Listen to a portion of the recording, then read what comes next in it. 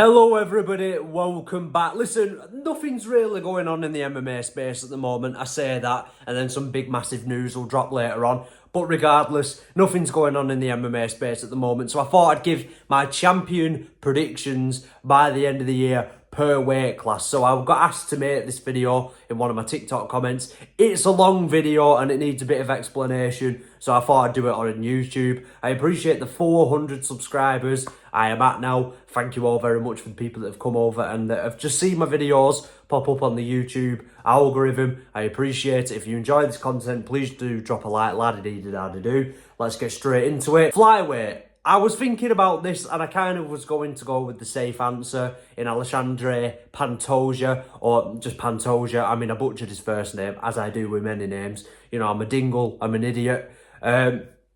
So, the reason why I'm not picking Pantoja is because I'm going to go with his new-faced opponent, or the guy he beat last time, Steve Erceg. The reason for that is because, look, this is a really good fight. Pantoja's a little bit better with his grappling, but Steve Erceg, I think, just made a mistake in those championship rounds. I think he's a bit more intelligent and composed than Pantoja. I think he's shown he can absolutely deal with Pantoja on the feet at times. And I think in a rematch, he will, not comfortably, maybe fairly comfortably, I would say, deal and beat Pantoja. And I think that will be both guys' last fights before the end of the year. Obviously, Steve Erceg's fighting Kai Kara-France next. I think he'll beat Kai Kara-France, and then I think he'll beat Steve Erceg near the end of the year in quite a good fight. It'll be a good fight, but I think Steve Erceg's newfound championship round experience is going to massively help him in that one. So my flyweight champion prediction, I'm going with Steve Erceg. Let me know in the comments who you're going for. Next up,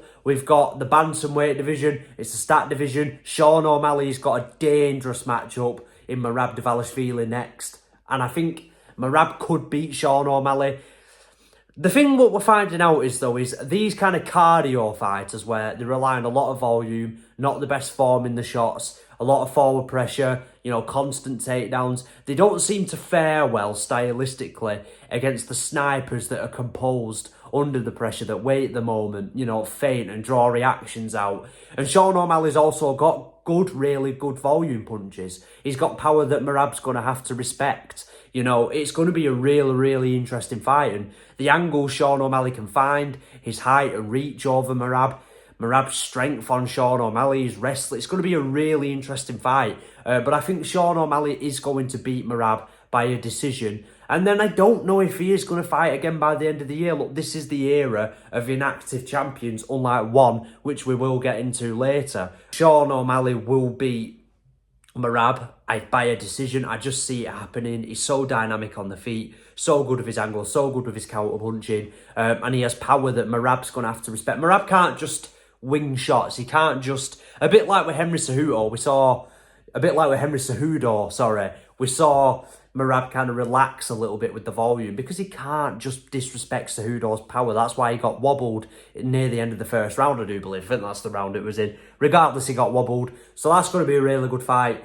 Maybe Sean O'Malley can get another defence by the end of the year. I don't think he will, though. I don't think Sean O'Malley's going to be particularly active. I think he beats Merab, and then I think he's going to wait out for a potential featherweight title shot. Speaking about featherweight, Ilia Topuria will remain champion. Look, again, not going to be active. By the end of this year, which is what we're talking about, you know, Ilia's next fight is going to be against Max Holloway, I think, near the end of the year. So I don't see him fighting again after that fight. I think it's going to be a bit of a bloody war. I think it's going to be a legendary striking matchup. Power punching, you know, a lot of volume. I think Ilia will suffer a few cuts. But ultimately, I think his boxing's better than Max's. And I think we're going to see that in this fight, especially if Ilia can get Max on the back foot. Max has kind of added in calf kicks to his game. Don't think they're powerful enough, though, to really cause Ilia Topuria too many problems, even though Ilia is susceptible to them. And vice versa, Ilia's got good calf kicks. Max doesn't check leg kicks, but still, I don't see either of them using that as a way to absolutely destroy each other's legs. That's not really what they're known for. Ilia's doubling up with the jab, tripling up with the jab. The jab to the body is going to be key to getting Max Holloway on the back foot. And I think Holloway's chin could get cracked in this one, but it's a really good matchup where I see Ilia Topuria coming out on top. I think it's a trajectory thing. The hype around Holloway is real. He's the BMF champion. The hype around Ilia is real. But I think Ilia's going to hit a massive newfound level of stardom after this fight. I think it's going to be a close one, but I have Ilia getting it done and not fighting again until the new year where he meets a Sean O'Malley. And I think that'll be another big fight.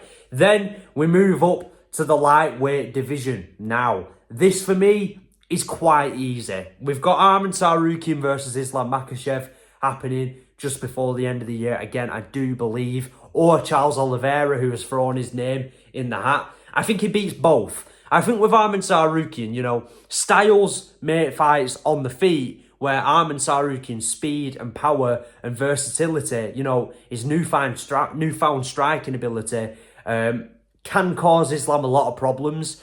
But the thing with Arman is, I don't think he's better on the ground than Islam. And I think a lot of people underestimate that. I think both men will try and take each other down, like in the first fight. But I just think as Arman's improved, as Islam's improved, Islam will always stay that one step ahead. Whatever Arman can do on the feet, Islam can do better. He's much cleaner with his boxing than Arman. He's going to be able to get around Arman Tsarukyan's jab. And, Arman builds a lot of his striking opportunities off his jab. We saw that against Charles Oliveira. And then in the Charles Oliveira fight, Islam's IQ is too much for Charles. Charles puts himself in car crashes, and that's never going to stop. That is never going to end.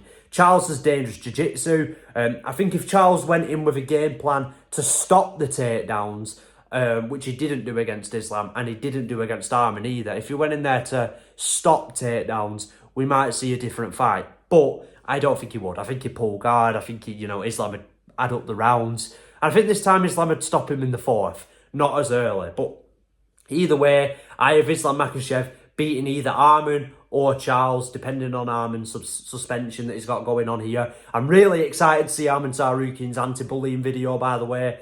That's going to be great if he does it. So I have Islam Makhachev. By the way, comfortably being the lightweight champion. Merab against Sean O'Malley, hard fight to call. Ilia against Max, hard fight to call. Pantoja against Dursek, hard fight to call. So far in this list, and really for the rest of the list, man, I really, really don't think anyone is beating Islam Makhachev at lightweight. Could be wrong. If anyone's going to do it, it'll probably be Arman, but I don't see it happening. I think Islam's a level above him, and I think we'll see that in the fight. Moving on, welterweight. So, Belal Muhammad and Leon Edwards is coming up shortly at UFC 304. Leon Edwards also said he wants to have another fight this year. Do I think that will happen? I think it could. Maybe December time. Maybe something like that. I'm not sure. I think Leon Edwards will beat Belal Muhammad. I think in the first fight, we were starting to see it. Bilal's improved since then. He's trained with Team Habib or AKA, whatever. And his wrestling and top control and his physique has changed a lot. He's a lot stronger on top. He doesn't really have great finishing ability though. So Leon Edwards can do things like giving his back. He can make a few grappling errors. But, and relies a little bit too much on his physical strength and his frame to build up. And Bilal's an intelligent grappler. Belal does prepare well. I said this about Dricus, and we'll talk about Dricus later on, or next even. Belal prepares for fights really, really well. He's a really intelligent fighter, and sometimes preparation is key. Leon Edwards' style either works or it doesn't work. He's going to try to take you down. He's going to try to keep distance. He's going to try land front kicks. He's going to try land calf kicks. He's going to keep you at bay with a 1-2. He's going to switch stances. He's never going to move back in a straight line. And he's going to stay defensive and coast. Can Belal get past that? I'm not sure. In the first fight, Leon came out more aggressive than we're used to seeing him. He kind of disrespected Belal. And it was going really well. And I think really the eye port was a blessing for Belal because Leon was absolutely having his way with him. It was honestly dominant. I think it'll be no different. I think in Manchester, Leon's hometown, it's destined for Leon Edwards to have a good performance here. Maybe not a easy to watch performance, but a very, very dominant one. And then near the end of the year, I think he'll fight Shavkat. Now, this is the debate. This is the great debate. A lot of people think Shavkat will beat Leon. I think Shavkat's shown a lot of weaknesses in his range striking. Now, what do I mean by that? Shavkat's got really good offensive boxing. He's got really good defensive movement, unless he's having to put them both together. So he's either attacking or he's defending. There's no in between. Shavkat Rakhmonov, from what I've seen of him from Jeff Neal to any fight he's ever had. An opponent attacks him, he stays defensive, moves well, gets hit though as well. And then he attacks. There's no countering ability from Shavkat, and I think he's going to really struggle against Leon Edwards for that reason. And I think Shavkat Rakhmonov shown he doesn't really have the best takedowns from distance. And Leon Edwards is so strong in the clinch and so good with his positioning and his knees.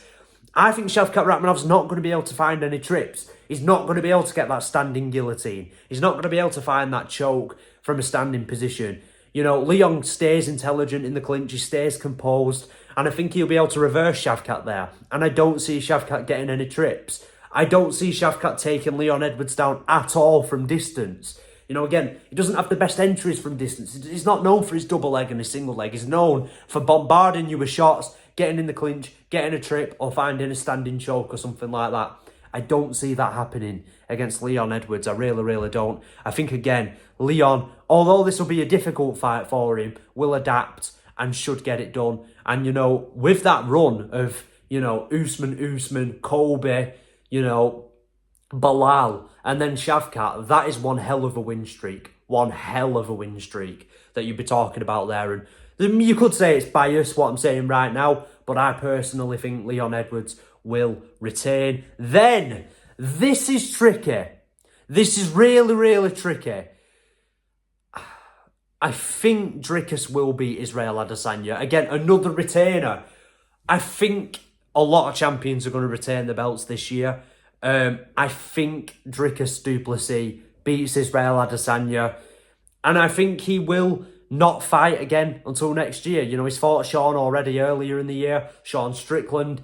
I don't see him fitting into a card later on in the year. This is tough because this is a terrible matchup for Dricus on the feet, who wings a lot of shots, but Dricus' grappling is going to be key in this fight. I think his recklessness will help him in this one, in that he won't respect the chess matches he'll try and make him play into, you know. Unlike Paulo Costa, he's not going to stand in front of his, you know, trying to play his at a distance, trying to check the leg kicks, trying to wing shots every now and again. He knows he won't win that way. He's an excellent preparer. He's an excellent game planner. And I think he's going to come in, grappling heavy approach. And when they separate, when Izzy builds up, if he ever does, he'll close the distance, swarm Izzy against the fence and keep aggressive. I think he'll beat Israel Adesanya by a decision. And I don't know where Izzy will go from there after that. I think there'll be a lot of questions about him. But I have Dricus retaining his belt again against all the odds. Let me know what you think of that one. This is a real difficult one. But I am saying Dricus du Plessis retains. But earlier in the year, like next year, early next year, I think he rematches Sean Strickland. And I don't think he comes out on top in that one. But let's see how he does against Israel Adesanya. Moving on to the light heavyweight division. We've nearly reached the end. The light heavyweight division is super interesting. You know, Magomed Ankalaev, I think, will wrestle against Alex Pereira. And I think he will take Alex Pereira down. But here's the thing with Alex Pereira, right? Alex Pereira, he's got a good ability to survive on the ground, to do enough to survive, to not do anything stupid and see out around. Magomed Ankalaev's not really known for his finishing ability. He's got 0 submissions in the UFC. You know, he's got okay ground and pound, but it's nothing special. You know, Magomed's got really good trips, really good single legs, really good double legs, but not the best finishing ability on the ground. So even if he takes Alex Pereira down, I could see him getting Alex Pereira's back and not finishing him, or something like that, or staying in full guard, staying in half guard, coursing out around. But I think the damage will be dealt by Alex Pereira, where I think Alex Pereira is going to damage Magomed Ankalaev's calf, where I think Ankalaev's going to take counter left hooks, he's going to take counter right hands.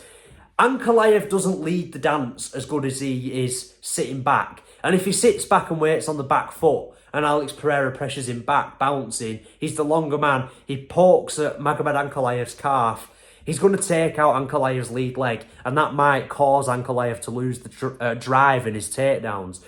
Ankalaev's a good boxer, again, defensively, but offensively, he wings his shots a lot more. And I think there'll be a few openings where Alex Pereira will sit Magomed Ankalaev down. I think this will be a closely contested fight. I could see a round or two where Ankalaev sees it out with his grappling, you know, just kind of pins Alex Pereira down, not too much damage. But the crucial rounds will be the ones where there's that small separation where it's on the feet, not against the fence, where I think Pereira's going to take out Ankalaev's lead leg. I think he might drop Ankalaev in the fight, catching him coming in with a winging left overhand where he drops his right hand.